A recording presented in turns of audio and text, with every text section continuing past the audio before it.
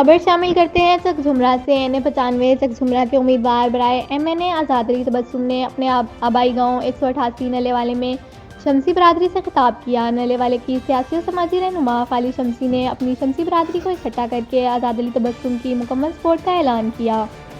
खालिद शमसी के साथ डॉक्टर अरशद शमसी, सलीम शमसी, मंजूर शमसी, आशिक शमसी, ज़हीर शमसी, समन शमसी और रफ़ाकत शमसी के अलावा चौधरी अरशद सिंधु, राना आज़म, मिर्ज़ा यासीन, मुनीर, डॉक्टर खालिद सलीम और इलाके के मौजूदीन ने शिरकत की। शमसी बरादरी के बुजुर्गों ने कहा कि आज़ाद अली तबस्सुम हमारे माथे का झूमर है और चक झुमरा की पहचान है। आज़ाद अली तबस्सुम ने जलसा आम से खिताब करते हुए खालिद शमसी और बरादरी का हमायत करने पर शुक्रिया अदा किया और कहा कि मेरे दरवाजे आपके लिए हर वक्त खुले हैं।